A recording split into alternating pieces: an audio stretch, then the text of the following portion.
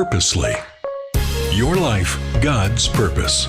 Listen at purposely.com.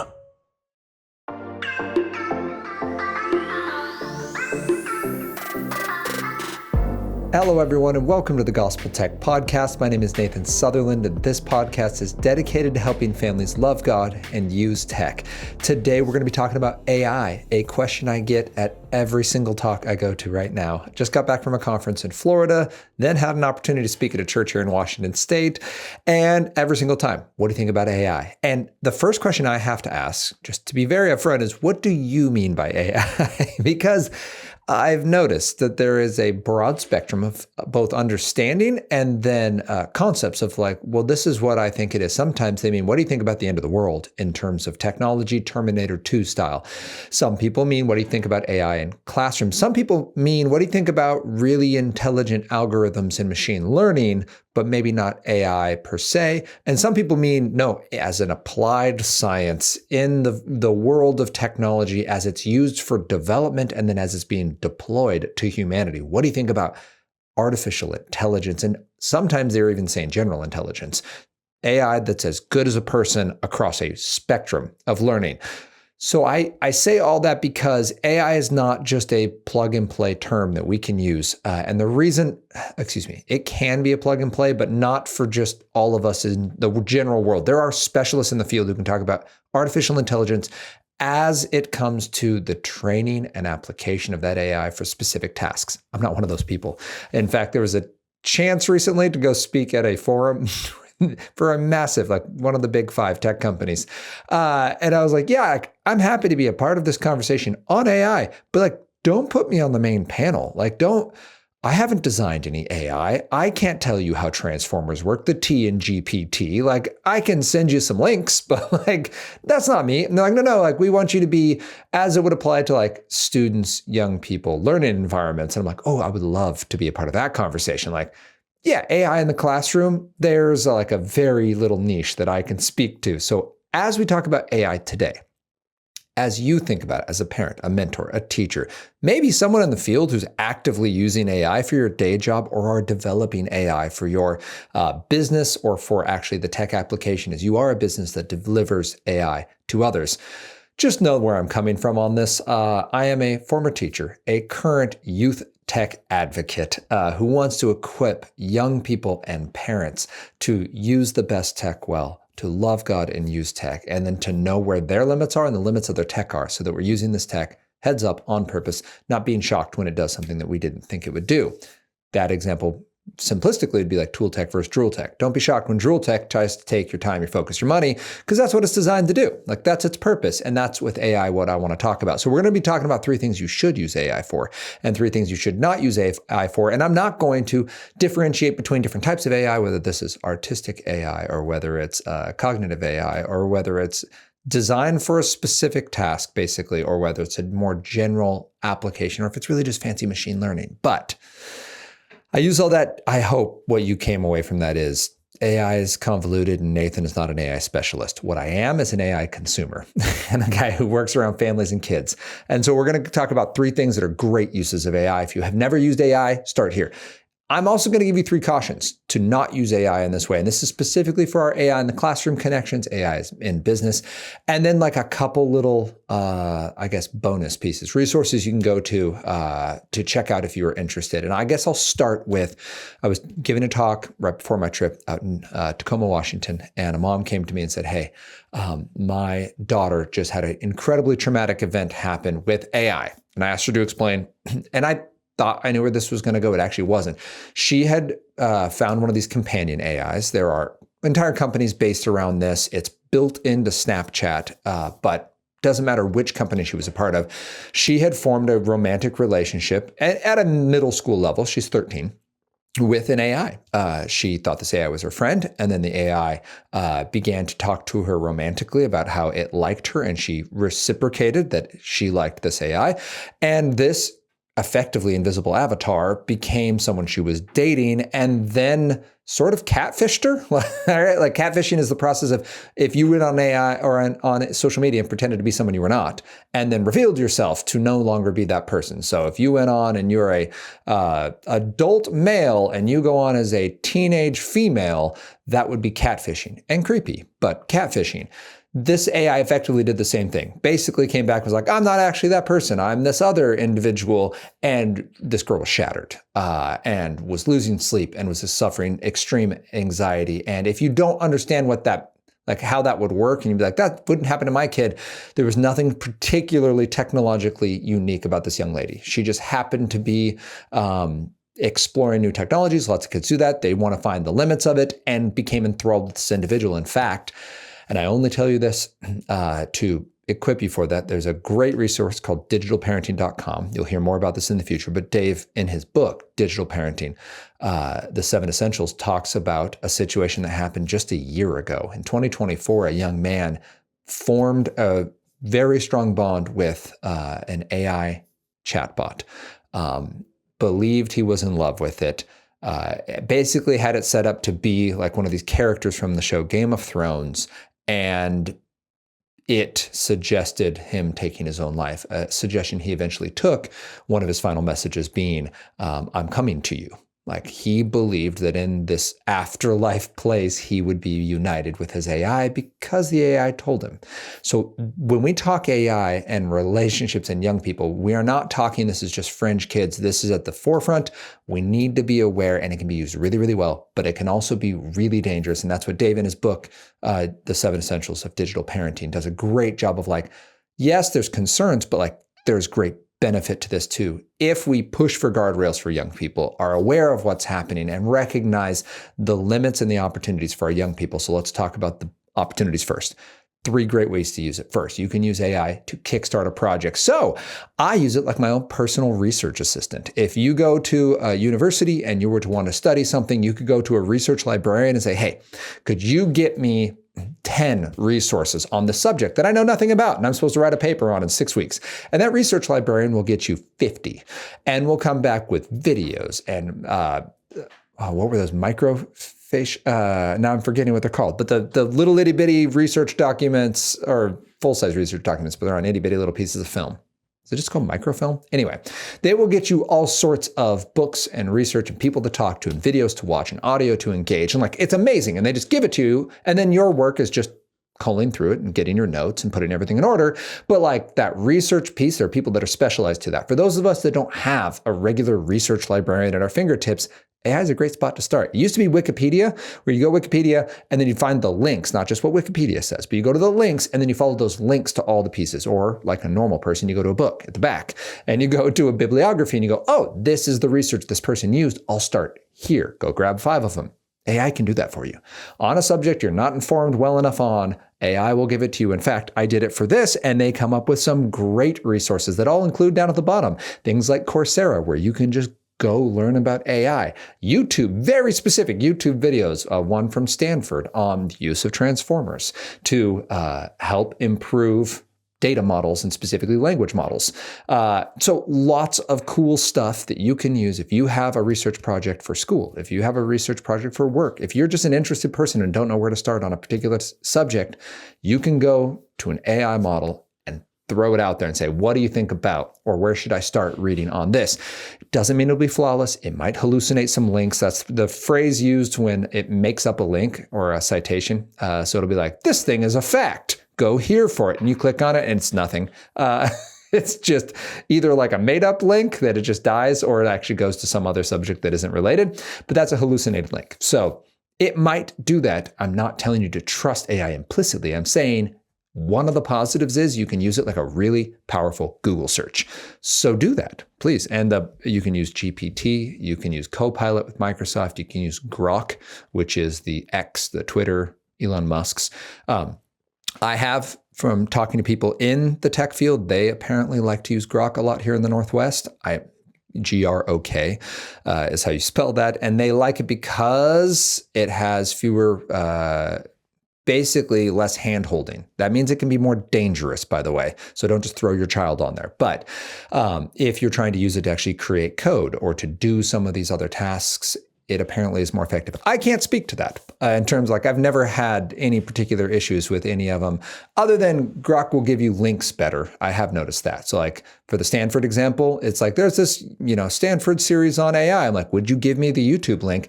It can actually connect the ideas. Remember what I just asked and I say, give me the links for that. And it will actually give it rather than having to re-enter the whole prompt. Some of them, it's every entry you do, it's like you're starting over from scratch if you're using the free version. So be that as it may. All right. So that is use it as your own research librarian. I had professional speakers at a different conference in Florida say that they use closed models. So these are ones that you can host on your computer. So don't use GPT, for example. Don't go to a website to enter this information. But they say they use closed models for a talk that they've written, and then they will ask the AI to give them the 3 main points. So, hey, out of this speech, what are the 3 main focus points of it, to see if the AI model can find the points. And if it comes up with different things, you can start to workshop it, right? So it's a way to get feedback that is good. That's one of the things AI does very well, is summarize large amounts of information. You can use it, speaking of summarizing, on your Zoom.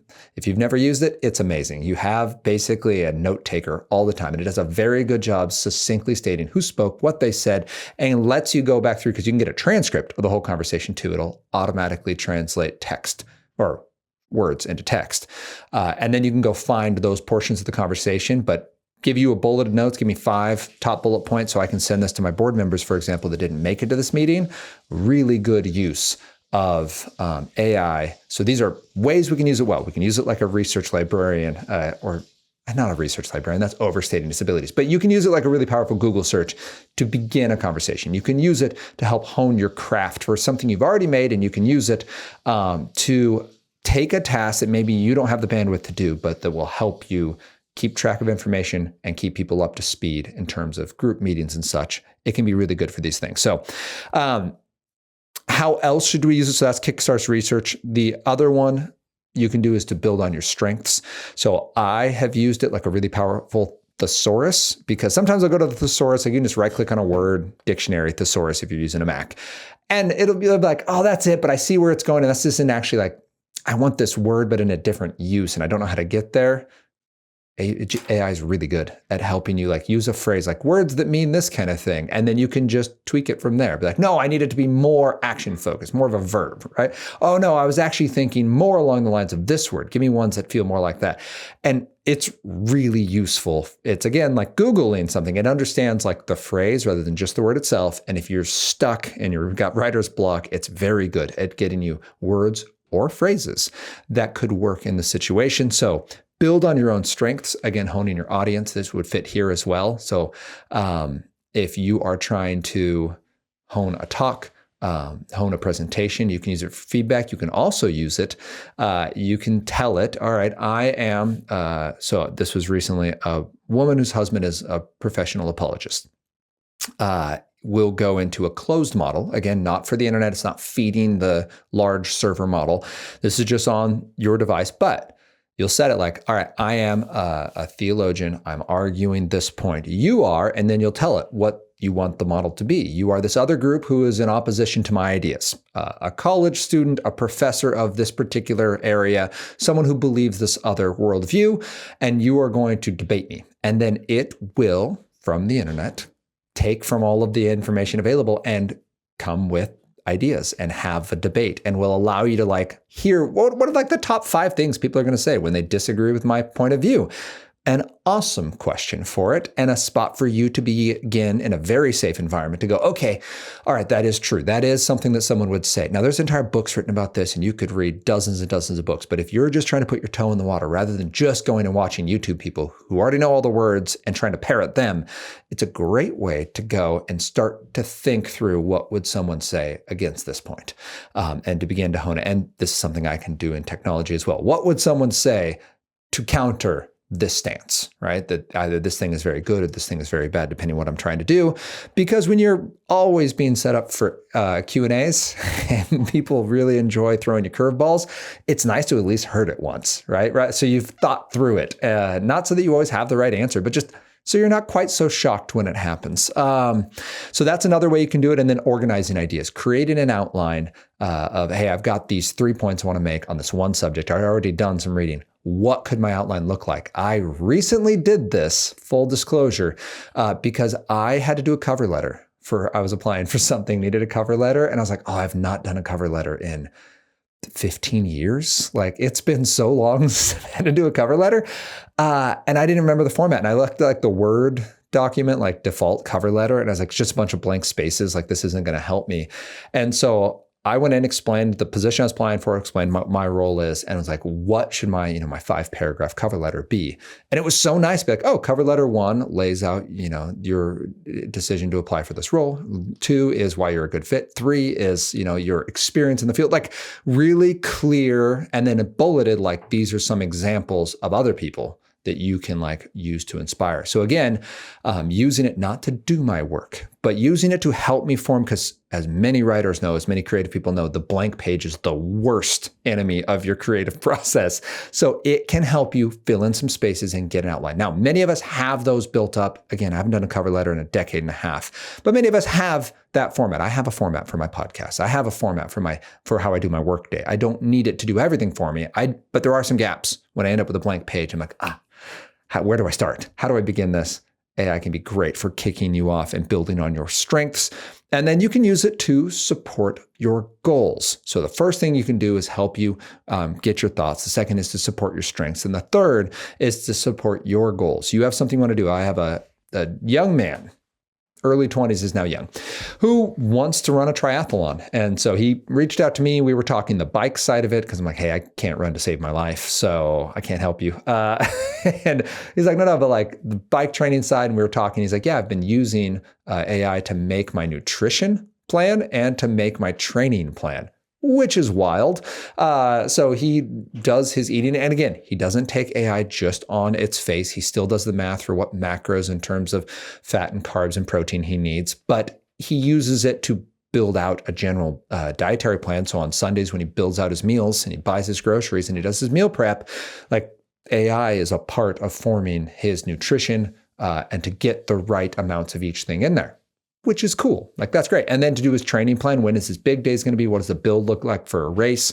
How many days before a race, based on his current training stress, does he need to leave? Like, maybe that doesn't mean anything to you, but that's a lot. Like, I use a paid program for that. I actually it's not AI, technically, it's machine learning, but it's an adaptive program that sets me a training plan. I'm going to do a event, not a race, an event this summer called the Seattle to Portland. It's a 200-mile bike ride from Washington State down to Portland, Oregon, from Seattle, Washington specifically to Portland, Oregon. And it's fantastic. Me and a buddy and a couple other people are going to go out and do it. And it's going to be a lot of fun. I use not AI specifically, but this Trainer Road program, which has been fantastic. Sets me weekly workouts, sets me progress goals.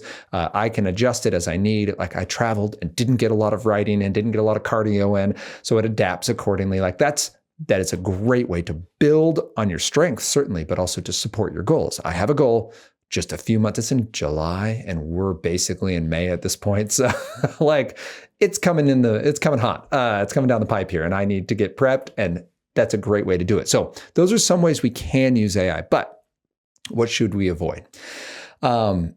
We should avoid using AI in situations where we cannot vet it. So if I were to ask AI to do advanced chemistry, I shouldn't then act on that advanced chemistry because I have no ability to vet the work that's coming out of it. Like, I don't know if this is true or false. So for young people, they should not be using AI to garner answers that are not at their level. If they're asking for information that is well beyond their ability to know if it's true or false, then they should not be using AI for that. Now, there's AI that's getting modeled for young people for use in school, and it's pretty cool. It's being used as basically a paraeducator in the classroom, someone they can go to and ask for help, but it's trained to not give them the answers, but instead to nudge them and to point them in the right direction. Khan Academy does a really good job of this. If you've never used Khan Academy, Google it, look it up. I'll put the link at the end. It's a great resource for math specifically. I've never used the language side, but all three of my kids use it. It is beneficial. There's a right amount of like reward. So there is some gamification. Like if you get 7 out of 7 on your last quiz, it gives you a little star to let you know you did well. But there's no tracking of progress. There's no streaks. It is a full, I'd say 2 steps below Duolingo in terms of behavioral design. 3, because there's also no premium version. So it doesn't send you notifications. It doesn't give you streaks. It doesn't give you leagues or demotions or promotions. It doesn't hang carrots of premium versions like you ran out of hearts, but if you had this, or threaten you with ads and then tell you to pay them money, like some weird kind of ransom to be able to use their product. But Khan Academy is a great example of age-appropriate content design. There is, however, AI that will give you answers that you may or may not be able to tell are true. So please make sure you can vet it. Second is you're going to avoid using it. Oh, excuse me. I missed the second one. I'm going to actually go back to that. First one, you can't vet it. Rather infamously recently, like in the last 3 months, a gentleman was called in to the United States federal courts before the Supreme Court to talk about dangers of AI. And in his presentation, he had used AI to generate some of his content, and he had not properly vetted it. Now, this fits under Canada. He would have recognized it was not real if he had read through all of his links, but he didn't. So he didn't have time. He was overcommitted, whatever it might be. He didn't have the opportunity to check it. If you don't have the chance to vet the AI content you're using, don't use it. You just cannot trust it. And this is someone at the top of their game who knows way more about AI than I do, who got caught working for a major institution in the United States. This was a big deal, and didn't have the bandwidth to check his own sources while talking to the United States government about the dangers of AI. So the irony is not lost on anyone on the internet, but just know you need to be able to vet what comes through AI. Second is don't let AI be creative for you. So this includes students who are using it to create papers. Don't do that. It doesn't help you. It doesn't help anyone. And it's really not all that good. So we're not that impressed. We can tell it isn't you. My high school English teacher, Mrs. Aylard, could tell who we were without, you could, well, obviously with penmanship, but typed papers, no name, she could tell who it was, because your written voice is typically strong. By the time you're in AP English, by your senior year, and you have a good teacher, your good teacher is going to know whose papers is whose. And we're not strong enough yet to pick up the voices of others generally. There are very talented writers. I shouldn't say we're not. Most high school seniors are not able to pick a voice that is not theirs and write in it. So with that being said, we can also tell young people that it's not you, both based on your vocab and then the writing format. It's going to feel divergent. And we don't want you to get stuck believing that the AI is the thing getting you the good grades. We don't want you to feel like you need it in order to be successful, because at some point you're going to be in a conversation and may not have that at your fingertips. And we want you to have the confidence and the integrity to know this is what you know, this is what you don't know. The goal is not know everything. The goal is to know your limits, to then invest your limited amount of knowledge and time to grow in a particular area where the Lord can use you. But at the end of the day, you will be finite. You will not know everything, and that's okay. So rest in that. Don't use AI to be creative for you, whether that's papers or artists creating AI art and then claiming it as their own. It's perfectly fine. I use illustrations in some of my presentations that is AI, because it's just a better visual, and I couldn't find it on whatever, Adobe or wherever you might get your stock photos from. I just wasn't able to find it. So AI will generate it for me. That's great. I cite the AI that gives that for me. And then, we'll pick the best one that fits my needs, but I'm not considering it art. I love what Jake Weidman puts it, the AI-driven, let me explain who he is. Jake Weidman is a master penman. He, we'll see. We're going to try to get a conversation with him, because I love his take on the meeting of technology with the creative process and using that in light of who God's made us to be. So he is a Christian who uses art as a format for communication and also for expression. And his statement is this: AI-driven content is taking over art, which is the ability to create, is one of the primary reflections of God in us that separates us as his creation. And you can go check him out. So it's, I can include this link too, but it's just, jakeweedman.com. And look at his drawing of Jesus that he did with a single line. It's wild. People were made different, and I cannot do this, but it's very cool. And I love that idea that like art is the act of creating. It doesn't mean it's good.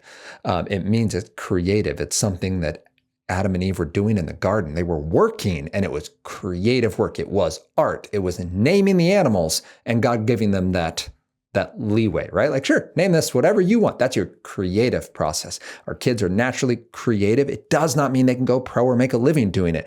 It means there's joy to be found in being bad at it, to doing something poorly and having that thing still be worthwhile. Like I love that idea of it, and we don't want AI to take that from us. So use AI that supports your goals and your purpose, but don't use AI as a means to a selfish end, a means to see your kingdom come, a means for you to leverage, your creative power for income per se.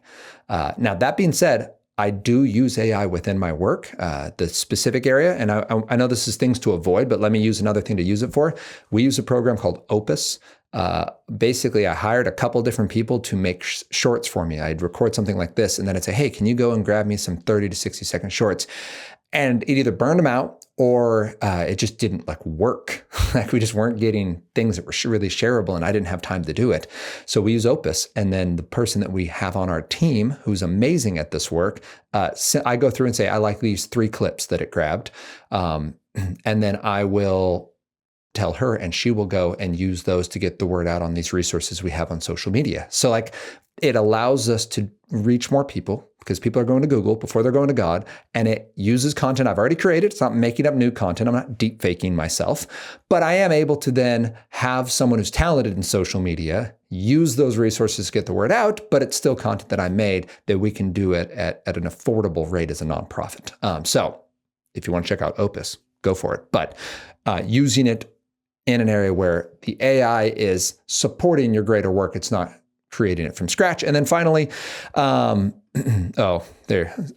can't include the link. I may not. Don't use AI with malintent, meaning we are called to love our neighbors, even our enemies. Basically commit to not using AI to humiliate, to demean, or to mock.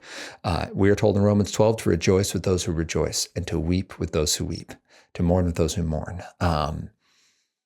We are seeing AI being used in some extremely toxic ways. For boys, we are running into what is effectively being called sextortion scandals. They're being catfished from earlier in this conversation. They're meeting a person who befriends them online and then will exchange pictures with them that are illicit, inappropriate pictures, and the boy will eventually give in.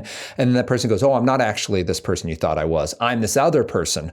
And if you don't give me X amount of money, I'm going to send this image to everyone you know on social media or through your contacts. We've hacked your device, and this is what's going to happen. And it is bad enough that the FBI last year actually put out a notice. There was more than 1,000 reported cases in the United States. Now it's in the thousands of cases, and it's almost universally boys that are being targeted by these fake female accounts that the boys make a bad decision. And that happens in the internet world when you have independence. And some of them are coming down with extreme consequences that are horrible. By the way, if you know someone that this happens to, the best thing you do is report the account and do not pay them. Okay, this is what you have to do. So you have to report it to the social media company you're using. If your child got off that social media and joined another private or encrypted service, that is going to be more difficult to do, but to report it to wherever that person first reached out and then report it to the FBI, and then to have a communication with this young person that this does not affect your value as an individual. Sure, it's a mistake. Yes, this can be embarrassing, but these are absolutely things you can recover from. This is not worth, say, taking one's own life, which is a tragic outcome of some of these that we are seeing. And we want to make sure that we're the first ones to get to our children with, there's nothing you can do that will make me not love you. There's nothing you can do that will make God not love you. Is this a mistake? Yes. This is a mistake. Will this have consequences that are unwanted and undesirable? Yeah, right? Bad consequences that you didn't ask for, but it is something absolutely that we can work through as a family, and we can get you healthy and safe again. And those are words we need to communicate early, and then we need to communicate often. For girls, we are seeing them being deep faked against their will. So they're not participating in this by deep fake pornography. This is, oh my goodness, I have the stat. It's not right here in front of me. I want to say that it was something like 1 in 10 young people knew someone who had been deep faked. And it was a wild stat, but I'm throwing that out as don't cite that stat anywhere, please. I'm saying that it was a number that shocked me, and I thought I'd put it in my notes. It's not right here. But deepfake pornography is they take a picture from somewhere really safe and indescript, right? Just like you're posted with a friend and you're smiling at a party, and they take that image and they put it onto pornographic images or pornographic videos, and then they put you into that, right? Now this is your picture being posted, your video being posted, and you never actually were there. You never did this. This isn't yours. You didn't send it to anyone. Like, you have done the right thing, and yet you are still being trafficked as though you were someone who had posted this video yourself. And so we want to make sure that we are aware of this. I don't know that I'll include the link to this, but there's a rather famous case out of the UK where an individual was doing this both to minors and then to people he knew. And then those videos that were fake were getting hundreds of thousands of views on the internet from other individuals who had no idea and didn't care. And so this is when we talk about being trafficked. Like, if you took a video of yourself or took a picture of yourself and sent it to an individual, and then that individual forwarded it, like, that's considered trafficking. This is how minors can get charged with possession and dissemination of child pornography. You have a 17-year-old who takes a picture of a 17-year-old that was sent to him and then forwards it to his friends. You just trafficked that person. That is illegal. You cannot do that.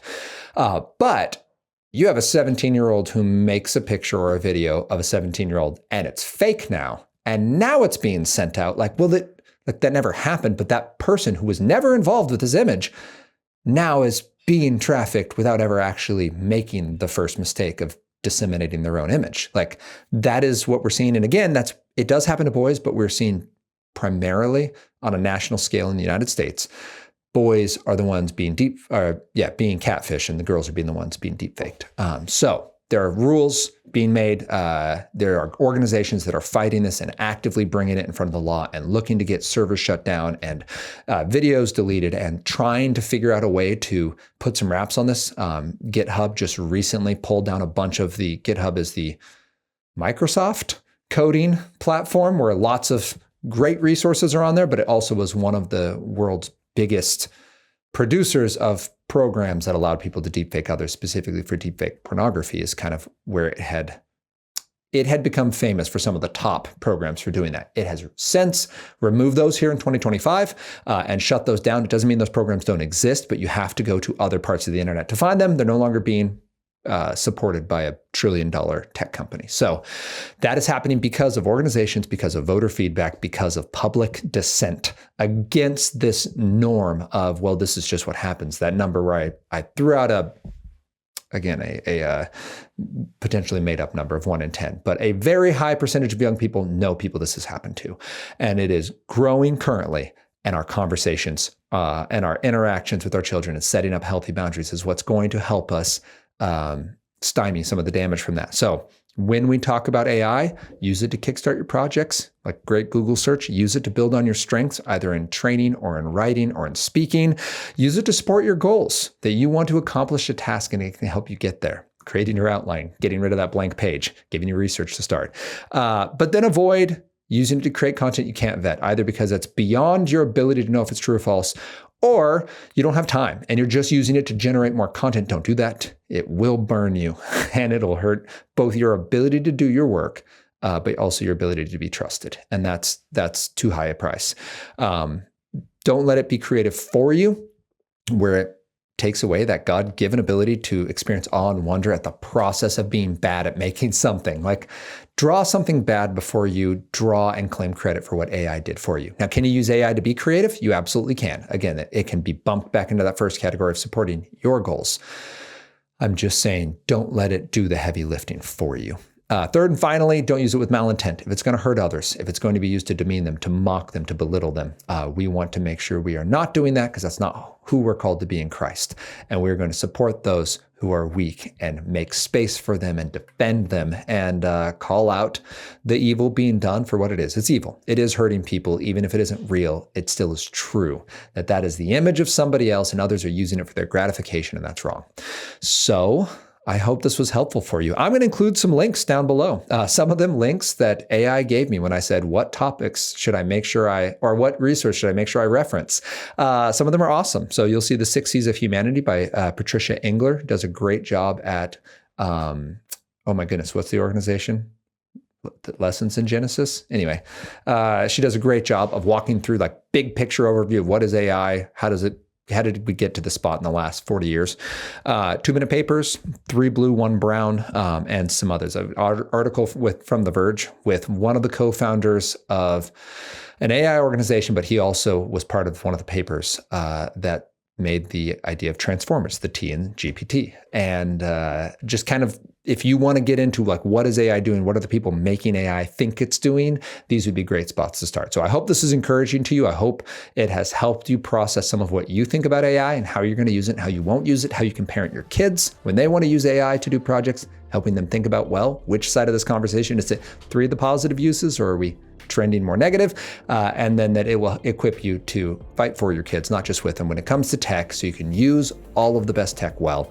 If you have any questions, you can reach out to me at on Instagram, Facebook, or YouTube at Love God Use Tech, or you can email me, nathan@gospeltech.net, and you can join us next week as we continue this conversation about how we can love God and use tech.